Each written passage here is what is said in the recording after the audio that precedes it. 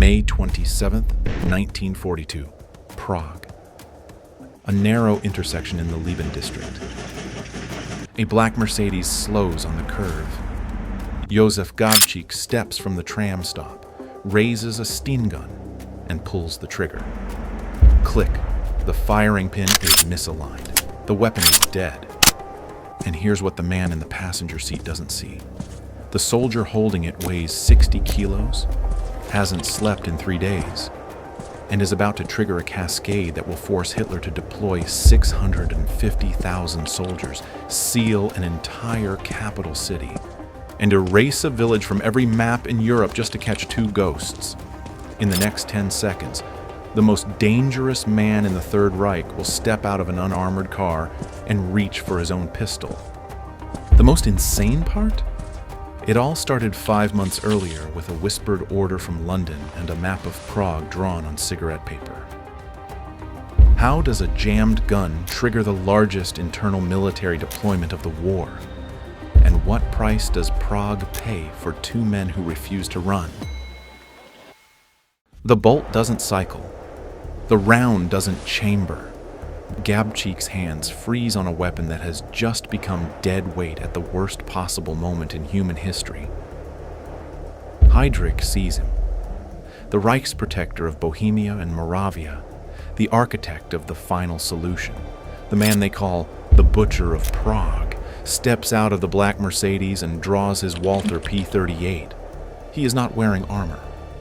He never wears armor. He believes Prague is fully controlled, that the city has been broken, that no one would dare touch him on his own streets. This is the arrogance that will kill him. Kubiš moves. The second man, standing 20 meters down the curve, pulls the pin on a modified anti-tank grenade and throws it with everything he has. The grenade arcs through the Prague air, a clumsy parabola born of desperation rather than training. It strikes the Mercedes running board, deflects upward, and detonates against the rear fender. Shrapnel tears through the chassis. Metal screams. Heydrich goes down. Gabčík doesn't wait to see if the grenade landed. He sprints into the industrial grid of Libeň, his boots hammering cobblestones, his lungs burning, the useless Sten still clutched in his hands like a talisman. Kubiš runs the other direction, vanishing into a side street before the smoke clears. Behind them, the Mercedes sits smoking on the curve.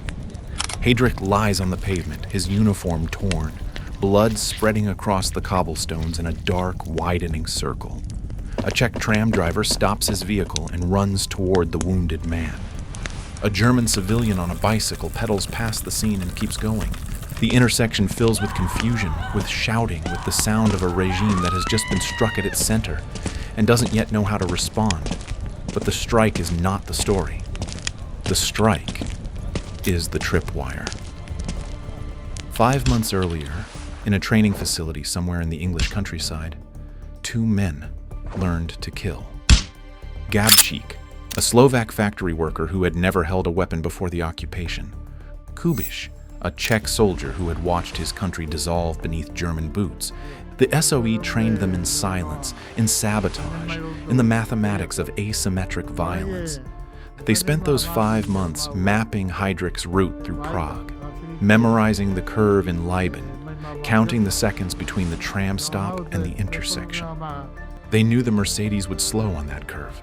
They knew Heydrich rode without armor. They knew the Sten had a manufacturing flaw that could cause the firing pin to misalign under stress. They went anyway. Heydrich bleeds out in a hospital bed 8 days later. The shrapnel didn't kill him directly. It drove horsehair from the car's upholstery into his spleen. The wound festered. Sepsis set in. On June 4th, 1942, the Butcher of Prague dies from an infection caused by his own car's interior. In Berlin, a phone rings in the chancellery. Hitler picks it up. What he says next will transform a city of 1 million people into a sealed cage. Seal the city. Every street, every house. Find them or burn it down. June 5th, 1942. Prague wakes to a city it no longer recognizes. The deployment begins at dawn. 650,000 Wehrmacht and SS soldiers pour into the capital. One soldier for every 2 civilians. The arithmetic is obscene. The regime treats an assassination like an invasion because, in its own paranoid logic, it is an invasion. 2 men have breached the inner sanctum of Nazi control. If 2 men can wound Heydrich on a Prague street, then no street is safe. If no street is safe, then the entire occupation is a fiction. Checkpoints materialize on every corner. Barbed wire stretches across tram lines that carried commuters to work just yesterday. Curfew drops to 6 p.m. Anyone on the streets after dark is shot without warning. Trams halt. Factories close. The city's pulse slows to a terrified whisper. And then the bounty drops. 10 million Reichsmarks, placed on 2 heads. The equivalent of a fortune in 1942. Enough to buy estates, enough to retire, enough to make a starving man forget every oath he ever swore. The Gestapo prints flyers and posts them on every wall in Prague. Gabčík and Kubiš are no longer just targets. They are walking lottery tickets. Here's what the regime doesn't understand. Money corrupts faster than bullets. Gabčík and Kubiš move through the city like ghosts. They knock on safe house doors in the Vinohrady district, in Žižkov, in the industrial warrens of Libeň where the strike happened. Every door is a gamble. Every face could be a friend or a man calculating the value of 10 million Reichsmarks. They sleep in basements, in attics, in the crawl spaces beneath abandoned factories. They eat when someone brings them food. They don't ask questions. They don't stay longer than a night. The safe house network holds but barely. A baker in Karlin leaves bread on a windowsill and walks away without making eye contact. A schoolteacher in Šmíchov lets them hide in her cellar for 6 hours, while SS boots march past her front door. A railway worker in Holešovice smuggles them a newspaper so they can read about their own manhunt. These are ordinary people who have chosen to harbor ghosts knowing the cost is death. Trust is the most dangerous currency in an occupied city, but the walls are closing in. The Gestapo tightens the search grid with mechanical precision. City to district. District to block. Block to building. SS troops conduct door-to-door sweeps, kicking in doors, dragging families into the street, demanding identification papers that half the population no longer possesses. Random ID checks become random executions. A man without papers is a man with something to hide. A man with something to hide is a man who helped the assassins. A man who helped the assassins is a dead man. The regime executes dozens based on false leads alone. A shopkeeper who looks nervous, a woman who cries when questioned, a teenager who runs when he sees the uniforms. Each execution is a signal to the rest of the city. Cooperate or die. But the executions don't produce the 2 men, they produce fear. And fear produces silence, and silence produces nothing. What the Gestapo doesn't know yet is that the bounty is already working.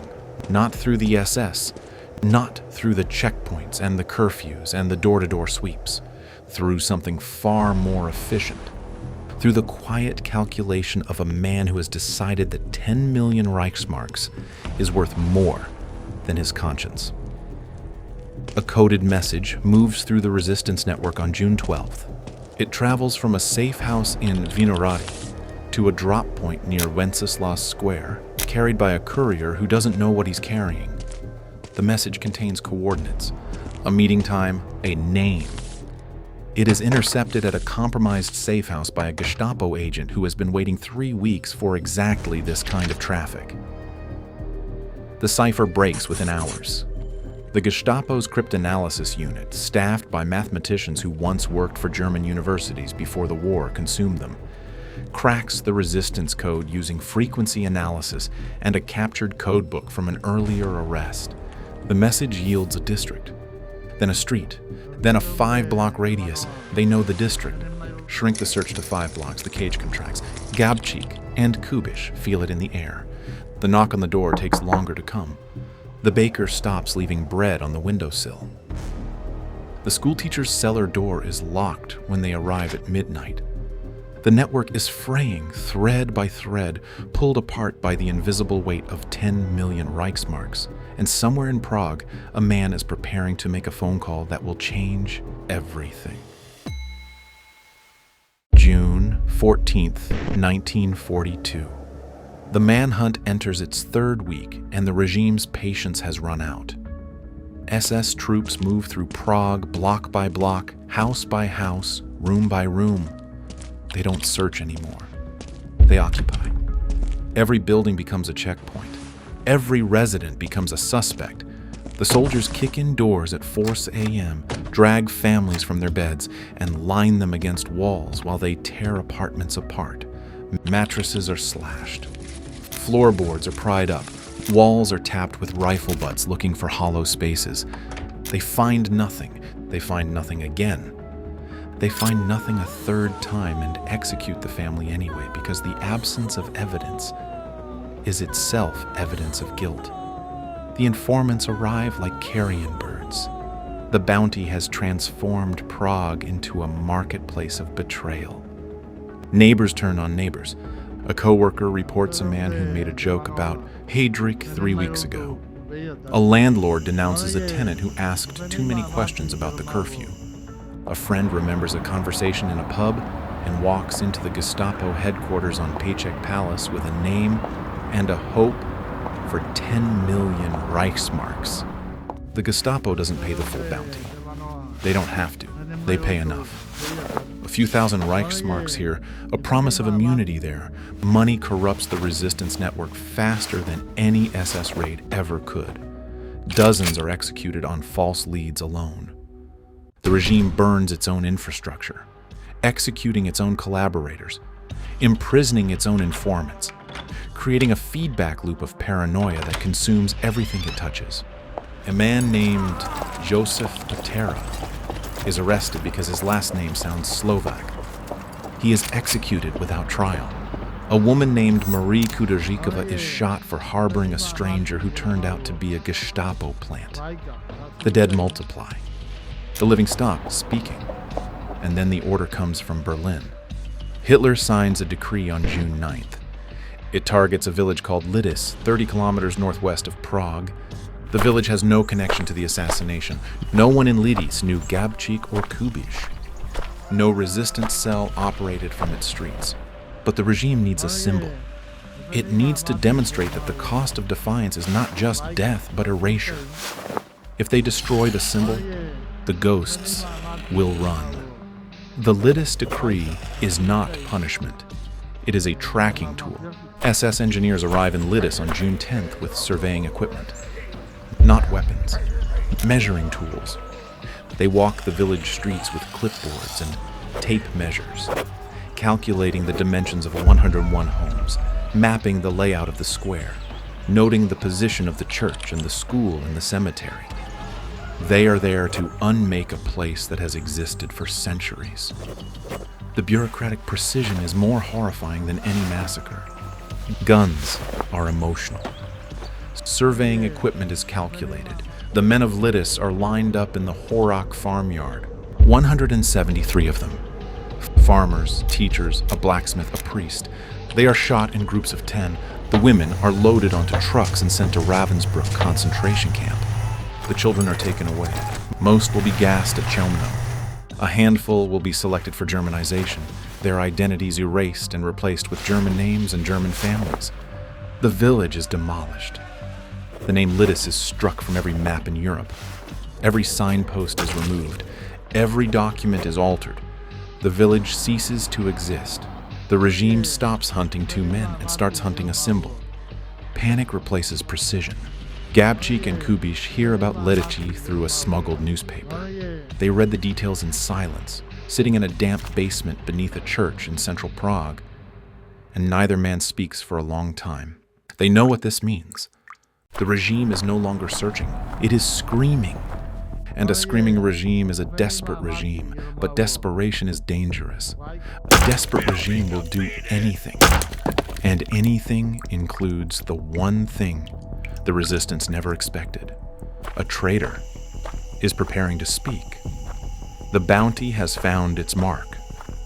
A man named Karol Čurda, a resistance operative who parachuted into Czechoslovakia alongside Gabčík and Kubiš, walks into the Gestapo headquarters on June 13th and asks to speak to an officer. He carries a list of names, safe houses, contacts, the coordinates of the church where two men are hiding. He wants the money. He wants to live. He wants the war to be over. The Gestapo takes the list. They verify the first three names. All three are correct. Čurda has given them everything. SS trucks roll at dawn on June 18th. They surround the Church of Saints Cyril and Methodius in the Reslova Street district. 800 troops deploy in a perimeter that extends 3 blocks in every direction. Machine guns are mounted on the church roof. Snipers take position in the buildings across the street. The church is sealed. They're in the crypt. Flood it, gas it, burn the altar if you have to. Dawn breaks over Prague on June 18, 1942, and the Church of Saints Cyril and Methodius is surrounded by an army. 800 SS troops face 7 resistance fighters. The asymmetry is grotesque. The SS has machine guns, mortars, tear gas, fire hoses, and the full authority of the Third Reich behind them. The 7 men in the crypt have pistols, a few grenades, and the knowledge that capture means something worse than death.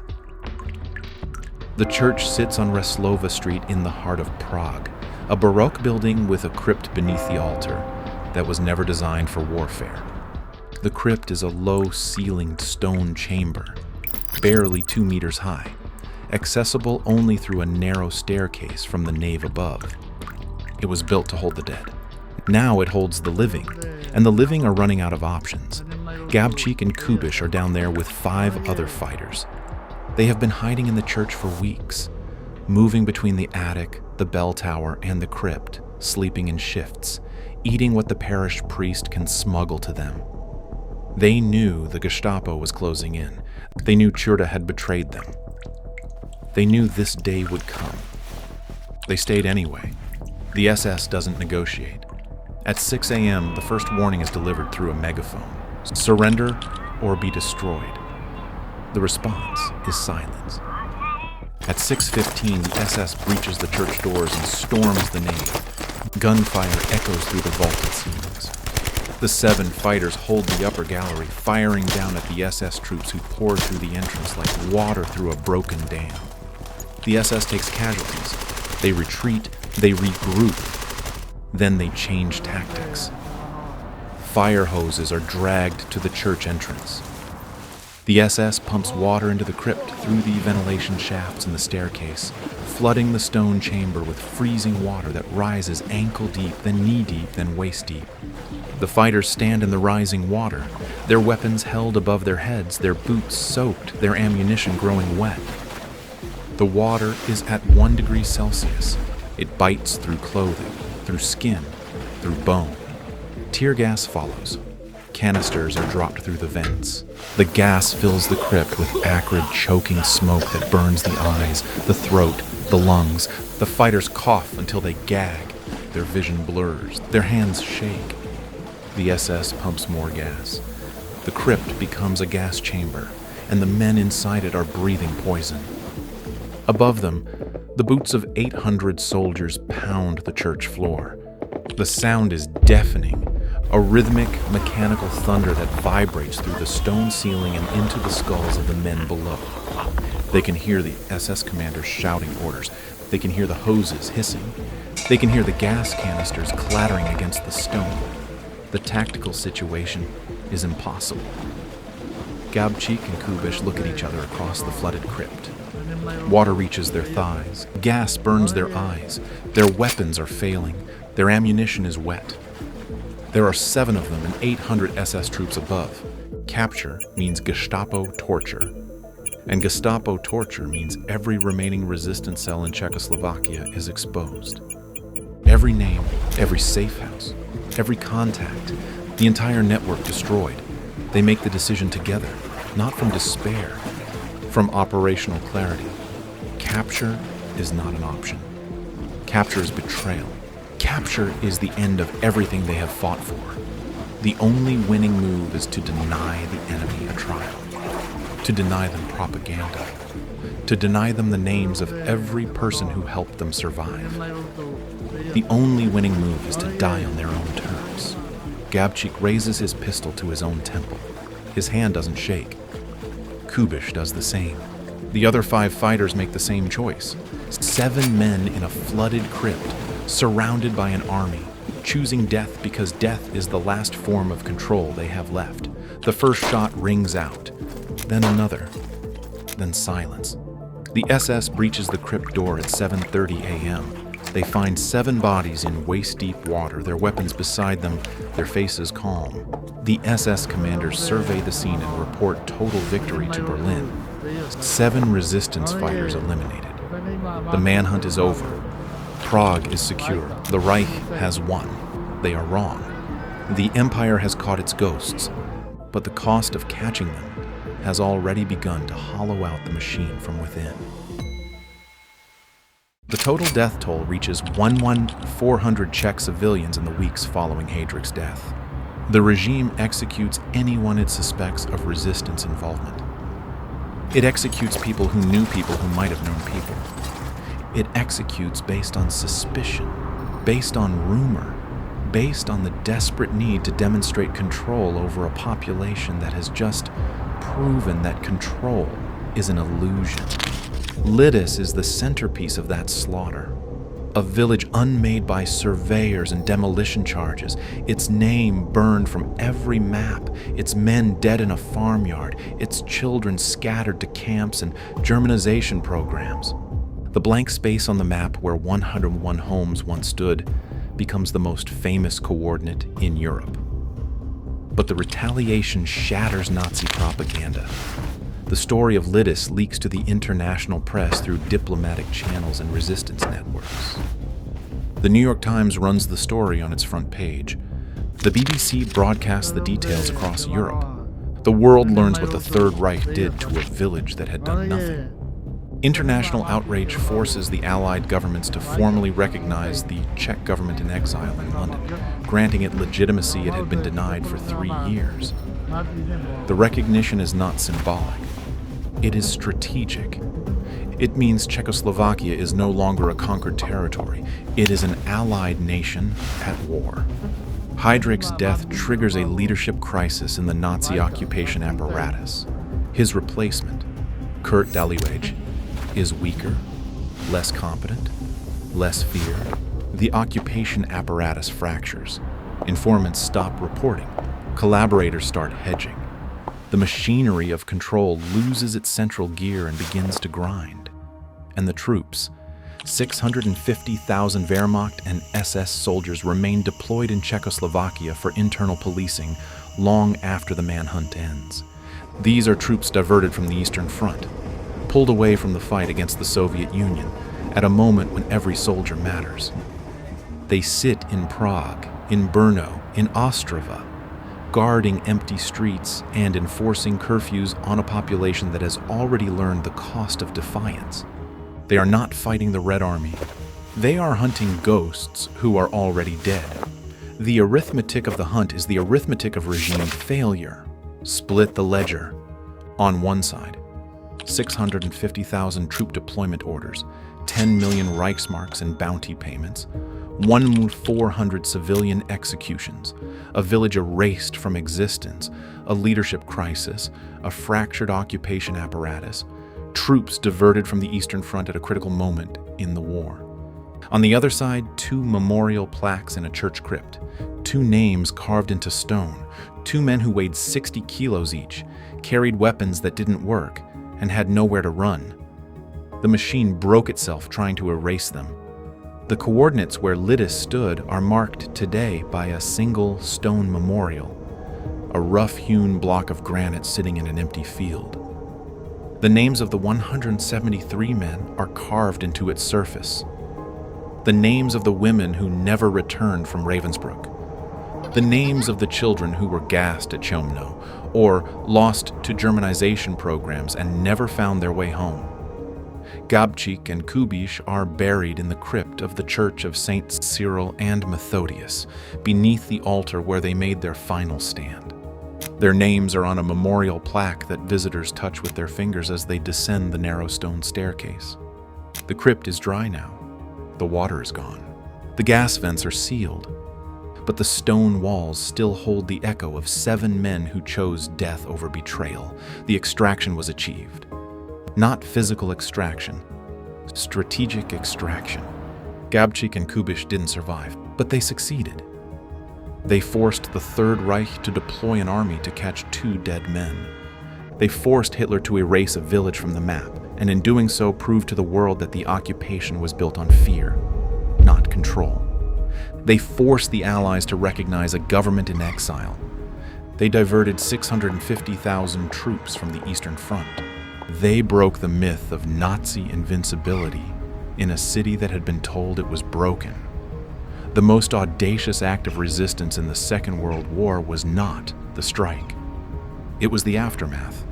2 men who knew they would die and made the enemy pay more to hunt them than they cost to lose. Subscribe to track the next hunt. If you want to see what happens when an East German engineer builds a torpedo-powered escape machine in secret, rides it blindly beneath the Baltic Sea using only starlight, survives patrol boats and a near-fatal fuel failure, turns the invention into a fortune, and still ends up claimed by the same waters he escaped, click here.